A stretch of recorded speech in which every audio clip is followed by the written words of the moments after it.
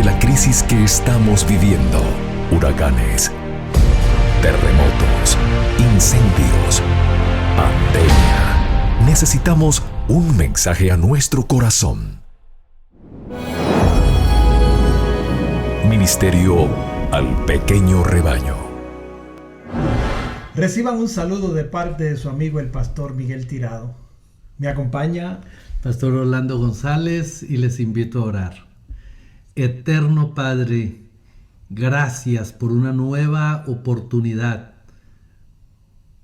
para mirar la manera tan poderosa como tú has guiado y has sostenido la pureza de tu palabra. Ven para dirigirnos y guíanos en el estudio de hoy. Amén. Amén. En nuestro capítulo anterior vimos las crueldades de lo que ocurrió en la Revolución Francesa cuando se le declaró la guerra a la Biblia y a los protestantes. Ese carácter ennoblecedor de la Escritura fue completamente despreciado. Sin embargo, el espíritu de libertad acompañaba a la Biblia. Donquiera que se recibiere el Evangelio, despertaba la inteligencia de los hombres. Estos empezaban por arrogar las cadenas que por tanto tiempo los había tenido sujetos a la ignorancia. Habían estado sujetos al vicio y a la superstición. Y al estudiar la Biblia comenzaban a pensar y a orar como hombres. Al ver esto, los monarcas temieron por la suerte de su despotismo. Roma no fue tardía en inflamar los temores de los celos de los reyes. El Papa regente de Francia en 1525 decía: esta manía del protestantismo no solo confundirá y acabará con la religión, sino hasta con los principados, contra la nobleza, con las leyes, con el orden y con las jerarquías. Pocos años después, un anuncio papal le daba este aviso al rey: Señor, no os engañéis, los protestantes van a trastornar tanto el orden civil como el religioso. El trono peligra tanto como el altar. Al introducirse una nueva religión, se introduce necesariamente un nuevo gobierno. Y los teólogos apelaban a las preocupaciones del pueblo al declarar que las doctrinas protestantes seducen a los hombres hacia las novedades y la locura. Roban así al rey el afecto leal de sus súbditos y destruyen la iglesia y el Estado mismo al mismo tiempo.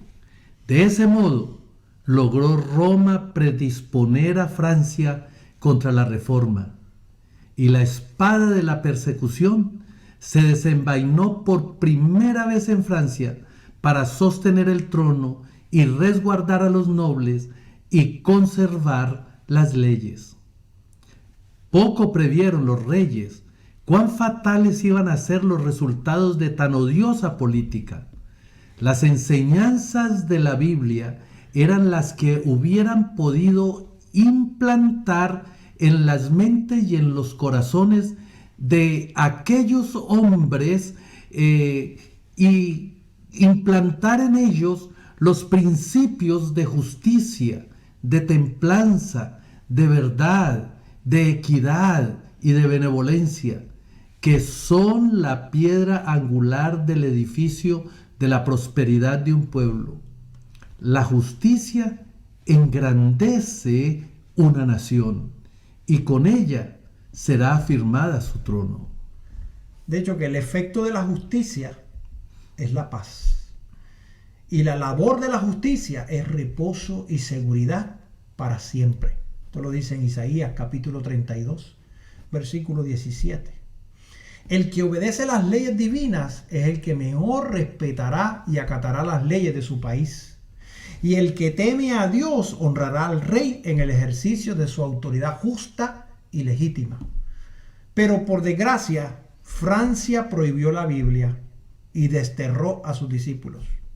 Siglo tras siglo hubo hombres de principios e integridad, de gran inteligencia y de fuerza moral, que tuvieron valor de confesar sus convicciones y una fe suficiente para sufrir por la verdad. Siglo tras siglo, estos hombres penaron como esclavos en las galeras y perecieron en la hoguera o dejaron que se pudrieran en las tenebrosas e inmundas mazmorras. Miles y miles se pusieron a salvo huyendo. Y esto duró 250 años después de iniciada la Reforma. Casi no hubo generación de franceses durante ese largo periodo de tiempo que no fuera testigo de la fuga de los discípulos del Evangelio, que huían para escapar de esa furia insensata de sus perseguidores, llevándose consigo la inteligencia, las artes, la industria y el carácter ordenado, que era lo que distinguía y contribuían a enriquecer los países donde encontraban refugio. Pero en la medida que enriquecían a estos países con sus preciosos dones, despojaban al suyo propio. Si hubieran permanecido en Francia todos los que la abandonaron, si por un espacio de 300 años la pericia industrial de aquellos hubiera sido empleada en cultivar el suelo de su país, en hacer progresar las manufacturas, si durante estos 300 años el genio creador de los mismos, junto con su poder analítico, hubieran seguido enriqueciendo la literatura y cultivado las ciencias de Francia, si hubieran sido dedicadas la sabiduría de tan nobles hijos a dirigir sus asambleas, su valor a pelear sus batallas y su equidad a formular las leyes, y la religión de la Biblia a rebustecer la inteligencia y dirigir las conciencias de su pueblo, qué inmensa y gloriosa podría ser Francia hoy.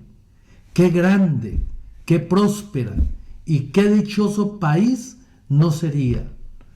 Todo una nación modelo.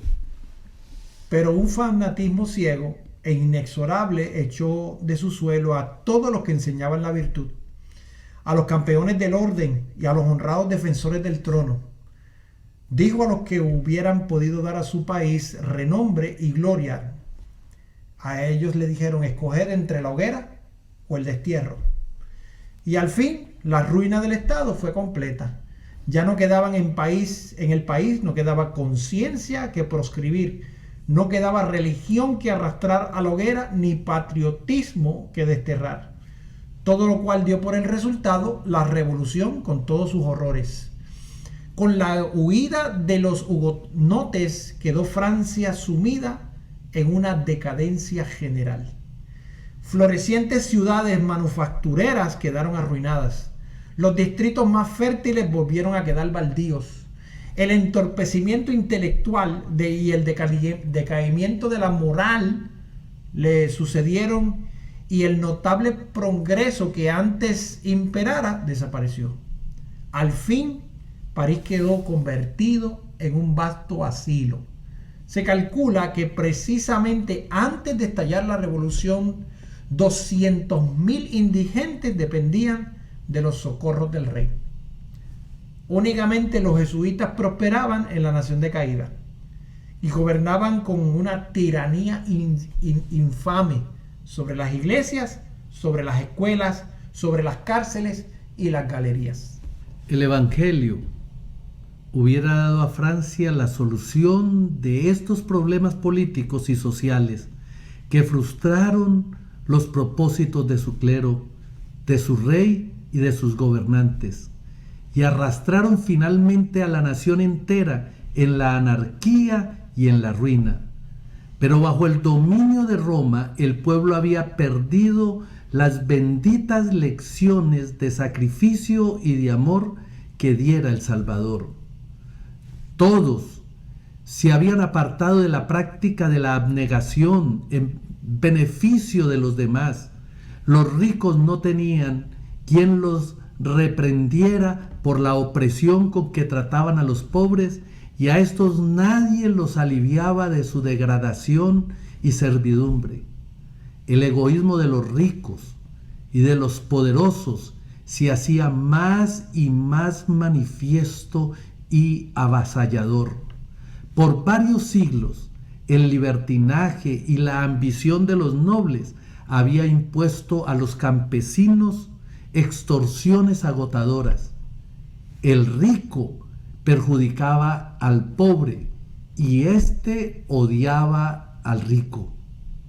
En muchas provincias sucedía que los nobles eran dueños del suelo y de las clases trabajadoras simples arrendatarios, y de este modo el pobre estaba a merced del rico y se veía obligado a someterse a sus exorbitantes exigencias. La carga del sostenimiento de la Iglesia y del Estado pesaba sobre los hombros de la clase media y la clase baja del pueblo, las cuales eran recargadas con tributos por las autoridades civiles y por el clero. El placer de los nobles era considerado como ley suprema, y que el labriego y el campesino pereciesen de hambre no era para conmover sus opresores. En todo momento el pueblo debía velar exclusivamente por los intereses del propietario. Los agricultores llevaban una vida de trabajo duro y continuo y una miseria sin alivio. Si alguna vez osaban quejarse, se les trataba con insolente desprecio.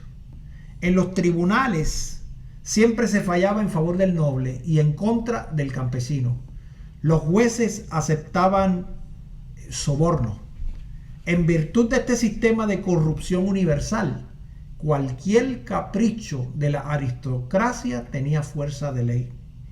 De los impuestos exigidos a la gente común por los magnates seculares y por el clero, no llegaban ni la mitad al tesoro del reino, ni al arca episcopal, pues la mayor parte de lo que cobraban lo gastaban los recaudadores en la disipación y en las francachelas.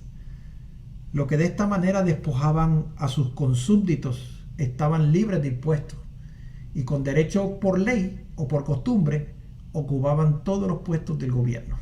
La clase privilegiada estaba formada por 150,000 personas, y para regalar a esta gente se condenaba a millones de seres a una vida de degradación irremediable.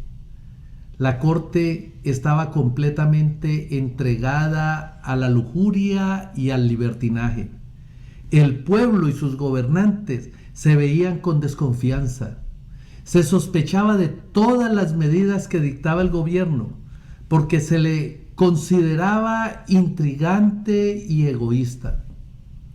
Por más de medio siglo antes de la Revolución, ocupó el trono Luis XV, quien aún en aquellos tiempos corrompidos sobresalió en su frivolidad, su indolencia y su lujuria. Al observar aquella depravada y cruel aristocracia y la clase humilde sumergida en la ignorancia y en la miseria, el Estado en plena crisis financiera y el pueblo exasperado, no necesitaba tener ojo de profeta para ver de antemano una inminente insurrección. A las amonestaciones que le daban los consejeros al rey, el rey solía contestar: procurad que todo siga así mientras yo viva. Después de mi muerte, suceda lo que quiera. En vano se hizo ver la necesidad de que había una reforma. Bien comprendía el mal estado de las cosas, pero no tenían valor ni poder suficiente para remediarlo. Describía la suerte de Francia con un acierto, con una respuesta tan egoísta como indolente. Describía él: después de mí, el diluvio. Valiéndose Roma de la ambición de los reyes y de la clase de dominante que había ejercido influencia para sujetar al pueblo en la esclavitud, comprendían que de este modo el Estado se debilitaría y ella podría dominar completamente los gobiernos y sus súbditos. Por su previsoria política advirtió que para esclavizar eficazmente a los hombres necesitaba subyugar sus almas y que el medio más seguro para evitar que escapasen de su dominio era convertirlos en seres impropios para la libertad. 1000 veces más terrible que el padecimiento físico que resultó de su política fue la degradación moral que prevaleció en todas partes, despojando al pueblo de la Biblia y sin más enseñanzas que la del fanatismo, la del egoísmo, quedó sumido en la ignorancia y en la superstición y tan degradado por los vicios que resultaba incapaz de gobernarse por sí solo. Empero, los resultados fueron muy diferentes en lo que Roma había procurado. En vez de que las masas se sujetaran ciegamente a sus dogmas, sus obras las volvió incrédulas y revolucionarias. Odiaron al romanismo y el sacerdocio a lo que consideraban cómplices de la opresión.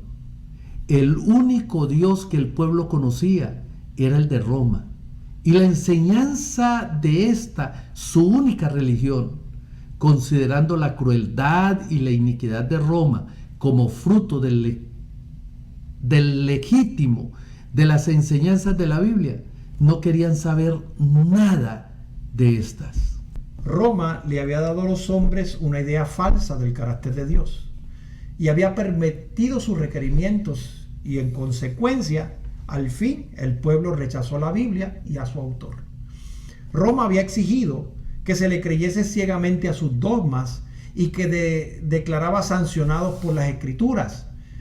En la reelección que se produjo, Voltaire y sus compañeros desecharon en absoluto la palabra de Dios e hicieron cundir por todas partes el veneno de la incredulidad. Roma había hollado al pueblo con su pie de hierro, y las masas degradadas y embrutecidas, al sublevarse contra la tiranía, desconocieron toda sujeción. Se enfurecieron de tal manera al ver por mucho tiempo que habían aceptado a los embustes y rechazaron la verdad juntamente con la mentira, confundiendo la libertad con el libertinaje. Los esclavos del vicio se regocijaron con una libertad imaginaria. Al estallar la revolución en la Asamblea Nacional, el rey concedió al pueblo que los representaran en la Asamblea Nacional un número de delegados superior al del clero y al de los nobles juntos. Era pues el pueblo dueño de la situación, pero no estaban preparados para hacer uso de su poder con una sabiduría y moderación. Ansioso de reparar los agravios que había sufrido, decidió reconstruir la sociedad. Un populacho encolerizado que guardaba en su memoria el recuerdo de tantos sufrimientos, resolvió levantarse contra aquel estado de miseria que había venido ya a ser insoportable y vengarse de aquellos a quienes consideraba como responsables de sus padecimientos. Los oprimidos, poniendo en práctica las lecciones que habían aprendido bajo el yugo de los tiranos, se convirtieron en opresores de los mismos que antes les habían oprimido. La desdicha para Francia fue recoger la sangre de lo que habían sembrado. Terribles fueron las consecuencias de su sumisión al poder avasallador de Roma. Allí donde Francia, impulsada por el papismo, prendiera la primera hoguera en los comienzos de la Reforma, allí también la Revolución levantó su primera guillotina. En el mismo sitio en que murieron quemados los primeros mártires del protestantismo en el siglo XVI, fueron precisamente decapitadas las primeras víctimas en el siglo XVIII. Al rechazar Francia el evangelio que le brindaba bienestar, franqueó las puertas a la incredulidad y a la ruina. Una vez desechadas las restricciones de la ley de Dios, se echó de ver que las leyes humanas no tienen fuerza para contener a las pasiones, y la nación fue arrastrada a la rebeldía y a la anarquía. La guerra contra la Biblia inició una era conocida en la historia como el reinado del terror. La paz y la dicha fueron desterradas de todos los hogares y de todos los corazones. Nadie tenía la vida segura. El que triunfaba hoy era considerado al día siguiente como sospechoso y le condenaban a muerte. La violencia y la lujuria dominaban sin disputa. El rey, el clero y la nobleza tuvieron que someterse a las atrocidades de un pueblo excitado y frenético. Su sed de venganza subió de punto cuando el rey fue ejecutado, y los mismos que decretaron su muerte le siguieron bien pronto al cadalso. Se resolvió matar a cuantos resultasen sospechosos de ser hostiles a la revolución. Las cárceles se llenaron y hubo en cierta ocasión dentro de sus muros más de 200,000 presos. En las ciudades del reino se registraron crímenes horrorosos. Se levantaba un partido revolucionario contra otro y Francia quedó convertida en inmenso campo de batalla donde las luchas eran inspiradas y dirigidas por la violencia y las pasiones. En París sucedíanse los tumultos uno a otro y los ciudadanos, divididos en diversos partidos, no parecían llevar otra mira que el exterminio mutuo. Y para agravar más aún la miseria general, la nación entera se vio envuelta en prolongada y devastadora guerra con las mayores potencias de Europa. El país estaba en la bancarrota. El ejército reclamaba pagos atrasados. Los parisenses se morían de hambre. Las provincias habían sido puestas a saco por los bandidos y la civilización casi había desaparecido en la anarquía y en la licencia. Harto bien había aprendido el pueblo las lecciones de crueldad y de tormento que con tanta diligencia Roma le enseñara. Al fin había llegado el día de la retribución y ya no eran los discípulos de Jesús los que eran arrojados a la mazmorra o a la hoguera. Tiempo hacía que estos habían perecido o que se hallaban en el destierro. La despiadada Roma sentía ahora el poder mortífero de aquellos a quienes les habían enseñado a deleitarse en la perpetración de crímenes sangrientos. El ejemplo de persecución que había dado el clero de Francia durante varios siglos ahora se volvía con señalado vigor contra ellos. Los cadalsos se tenían con la sangre de los sacerdotes. Las galeras y las prisiones en donde antes se confinaba a los hugonotes se hallaba ahora llenas de los perseguidores de ellos. Sujetos con cadenas y el barquillo del buque y trabajando duramente con los remos, el clero católico romano experimentaba los tormentos que antes con tanta prodigalidad infligiera a su iglesia a los mansos herejes. Llegó entonces el día en que el código más bárbaro que jamás se haya reconocido fue puesto en vigor por el tribunal más bárbaro que se hubiera visto hasta entonces. Día aquel en que nadie podía saludar a su vecino, ni a nadie se le permitía que hiciera oración, so pena se incurría en el peligro de cometer un crimen digno de muerte, en que los espías acechaban cada esquina, en que la guillotina no cesaba de su tarea día tras día, en que las cárceles estaban llenas de presos que más parecían galeras de esclavos y en que las exequias corría al Sena, llevado en sus raudales la sangre de las víctimas. Mientras que en París se llevaba cada día al suplicio carros repletos de sentenciados a muerte, los precónsules que eran enviados por el Comité Supremo de los departamentos desplegaba tan espantosa crueldad que ni aún en la misma capital se veían cosas semejantes.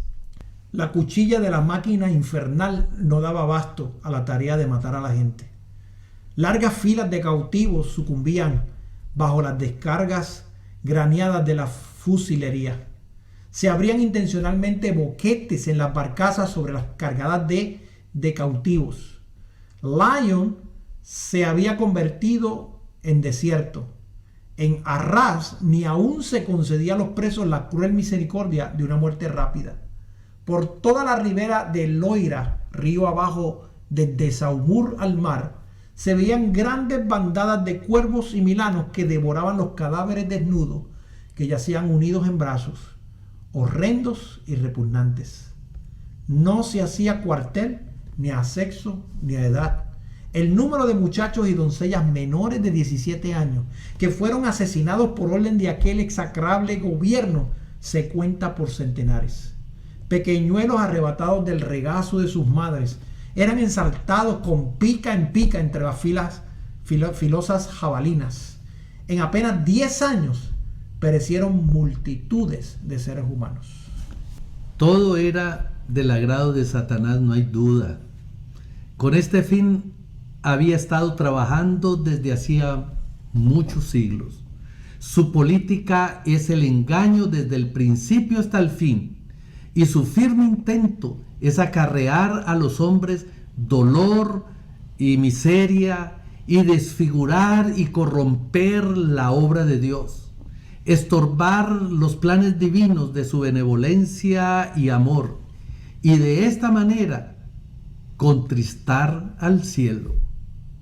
Confunde con sus artimañas las mentes de los hombres y hace que éstos acechen y rechacen la obra de Dios, interpretándola como una obra diabólica, como si toda esa miseria fuera el resultado de los planes del Creador. Asimismo, cuando los que han sido degradados y embrutecidos por su cruel dominio alcanzan su libertad, los impulsa al crimen y a los excesos y a las atrocidades. Y luego los tiranos y los opresores se valen de semejantes cuadros del libertinaje para ilustrar las consecuencias de la libertad. Cuando un disfraz del error ha sido descubierto, Satanás le da otro, y la gente lo saluda con el mismo entusiasmo con que acogió el anterior. Cuando el pueblo descubrió que el romanismo era un engaño, y él, Satanás, ya no podía conseguir a través de ese medio que se violase la ley de Dios, optó entonces por hacerle creer que todas las religiones eran engañosas y que la Biblia era una fábula, y arrojando lejos de sí los estatutos divinos, se entregó a la iniquidad desenfrenada. El error fatal que ocasionó tantos males a los habitantes de Francia fue el desconocimiento de esta gran verdad, que la libertad bien entendida se basa en las prohibiciones de la ley de Dios. Oh, si hubieras escuchado mis mandamientos, entonces tu paz habría sido como un río y tu justicia como las olas del mar. Mas no hay paz, dice Jehová, para los inicuos. Aquel empero que oyere a mí y habitará seguro y estará tranquilo, sin temor del mal. Isaías capítulo 48, versículos 18 y 22. Los ateos, los incrédulos y los apóstatas se oponen abiertamente a la ley de Dios, pero los resultados de su influencia prueban que el bienestar del hombre depende de la obediencia a los estatutos divinos. Los que no quieren leer esta lección en el libro de Dios, tendrán que leerla en la historia de las naciones. Cuando Satanás obró por la iglesia romana para desviar a los hombres de la obediencia a Dios, nadie sospechaba quiénes fueran sus agentes, y su obra estaba tan bien disfrazada que nadie comprendió que la miseria que de ella resultó fuera fruto de la transgresión. Pero su poder fue contrarrestado de tal modo por la obra del Espíritu de Dios que sus planes no llegaron a desarrollarse hasta su consumación. La gente no supo remontar del afecto a la causa ni descubrir el origen de tanta desgracia. Pero en la revolución, la Asamblea Nacional rechazó la ley de Dios, y durante el reinado de terror que siguió, todos pudieron ver cuál fue la causa de todas las desgracias. Cuando Francia desechó a Dios y descartó la Biblia públicamente, hubo impíos y espíritus de las tinieblas que se llenaron de júbilo por haber logrado al fin el objeto por cuanto tanto tiempo se habían propuesto: un reino libre de restricciones de la ley de Dios. Y porque la maldad no era pronto castigada, el corazón de los hijos de los hombres estaba plenamente resuelto a hacer el mal. Pero la transgresión de una ley justa y recta debía traer inevitablemente como consecuencia la miseria y el desastre. Si bien es verdad que no vino el juicio inmediatamente sobre los culpables, estaban estos labrando su propia ruina. Siglos de apostasía y de crimen iban acumulando la ira para el día de la retribución. Y cuando llegaron al colmo de la iniquidad, comprendieron los menospreciadores de Dios cuán terrible es agotar la paciencia divina. Fue retirado en gran medida el poder restrictivo del Espíritu de Dios, que hubiera sido el único capaz de tener en jaque al poder de Satanás, y se le permitió al que se deleita en los sufrimientos de la humanidad que hiciese su voluntad. Los que habían preferido servir a la rebelión cosecharon los frutos de ella, hasta que la tierra se llenó de crímenes tan horribles que la pluma se resiste, mis amigos, a describirla. De las provincias asoladas y de las ciudades arruinadas, levantábase un clamor terrible de desesperación, de angustia indescriptible. Francia se estremecía como sacudida por un terremoto. La religión, la ley, la sociedad, el orden, la familia, el Estado y la iglesia, todo lo abatía la mano impía que se levantara contra la ley de Dios. Bien dijo el sabio: por su misma maldad caerá el hombre malo. Pero aunque el pecador haga mal 100 veces y con todo se le prolonguen los días, sin embargo yo ciertamente sé que les irá bien a los que temen a Dios, por lo mismo que temen delante de Él. Al hombre malo, empero, no le irá bien. La palabra de Dios en Proverbios capítulo 11, versículo 5, también en Eclesiastés capítulo 8, versículo 12 y 13, como en Proverbios 1, 29 y 31, hay un concepto muy claro: por cuanto aborrecieron la ciencia y no escogieron el amor de Jehová, por tanto comerán del fruto de su mismo camino y se hartarán de sus propios consejos. No iba a permanecer mucho tiempo en silencio los fieles testigos de Dios que habían sucumbido bajo el poder blasfemo que sube del abismo. Después de los 3 días y medio, el espíritu de vida venido de Dios entró en ellos, y se levantaron sobre sus pies, y cayó gran temor sobre los que los vieron. Apocalipsis capítulo 11, versículo 11. En 1793 había promulgado la Asamblea Francesa los decretos que abolían la religión cristiana y desechaban la Biblia. 3 años y medio después, ese mismo cuerpo legislativo adoptó una resolución que rescindía esos decretos y concedía tolerancia a las Sagradas Escrituras. El mundo contemplaba estupefacto los terribles resultados que se habían obtenido al despreciar los oráculos sagrados. Y los hombres reconocían que la fe en Dios y en su palabra son la base de la virtud y de la moralidad. Dice el Señor: ¿a quién injuriaste y a quién blasfemaste? ¿Contra quién has alzado tu voz y levantado tus ojos en alto? Contra el Santo de Israel. Por tanto, he aquí les enseñaré de esta vez, enseñarles he mi mano y mi fortaleza, y sabrán que mi nombre es Jehová. En el libro de Apocalipsis, en el capítulo 11, el versículo 12, hablando de los 2 testigos, el profeta dice además: y oyeron una grande voz del cielo que decía: subid acá. Y subieron al cielo en una nube, y sus enemigos los vieron. Desde que Francia les declarara la guerra, estos 2 testigos de Dios han recibido mayor honra que nunca antes.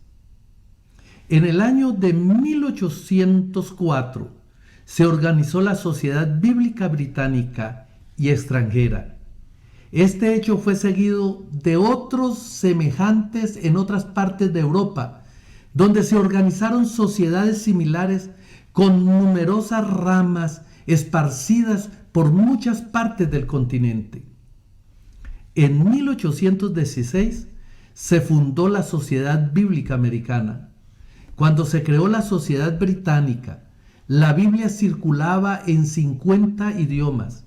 Desde entonces ha sido traducida a centenares y centenares de idiomas y dialectos. Durante los 50 años que precedieron al 1792, se daba muy escasa importancia a la obra de las misiones en el extranjero. No se fundaron sociedades nuevas y eran muy pocas las iglesias que se esforzaban por extender el evangelio en aquellos países paganos. Pero en las postrimerías del siglo XVIII se vio un cambio notable. Los hombres comenzaron a sentirse descontentos con los resultados del racionalismo y comprendieron la gran necesidad que tenían de la revelación divina y de la experiencia religiosa. Desde entonces, la obra de las misiones en el extranjero se extendió rápidamente. Los adelantos de la imprenta dieron un impulso notable a la circulación de la Biblia. El incremento de los medios de comunicación en diferentes países, la supresión de las barreras del prejuicio y del exclusivismo nacional y la pérdida del dominio temporal del pontífice de Roma abrieron paso a la palabra de Dios. Y hace ya muchos años que la Biblia se vende en las calles de Roma sin que haya quien lo impida, y en el día de hoy ha sido llevada a todas partes del mundo habitado. Es interesante, el incrédulo Voltaire dijo con arrogancia en cierta ocasión: estoy cansado de oír de continuo que 12 hombres establecieron la religión cristiana. Yo he de probar que un solo hombre basta para destruirla. Pero mis amigos, han transcurrido varias generaciones desde que Voltaire murió y millones de hombres han secundado su obra de propaganda contra la Biblia. Pero lejos de agotarse la circulación del precioso libro, allí donde había 100 ejemplares en tiempo de Voltaire, hay 10.000 hoy día, por no decir 100.000. Como dijo uno de los primitivos reformadores hablando de la iglesia cristiana, la Biblia es un yunque sobre el cual se han gastado muchos martillos. Ya había dicho el Señor, y está registrado en Isaías capítulo 54, versículo 17. Ninguna arma forjada contra ti tendrá éxito, y a toda lengua que en juicio se levantare contra ti, condenarás. La palabra de nuestro Dios permanece para siempre. Seguros son todos sus preceptos, establecidos para siempre jamás, hechos en verdad y en rectitud. Lo que se edifique sobre la autoridad de los hombres será derribado, pero lo que se edifique sobre la autoridad de la roca inamovible de la palabra de Dios permanecerá para siempre. Apropiémonos firmemente y coloquemos en nuestro corazón los tesoros preciosos de la palabra de Dios. Ellos fueron preservados para salvarnos y para darnos vida eterna y darnos a conocer al Rey de Reyes y Señor de los Señores. Es por eso que ahora queremos hacer una palabra de oración para que el Señor nos dirija. Oremos.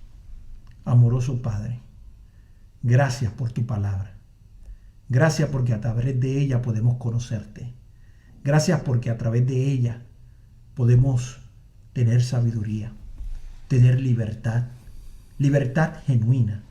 Gracias porque a través de ella podemos amarte. En el nombre de Jesús.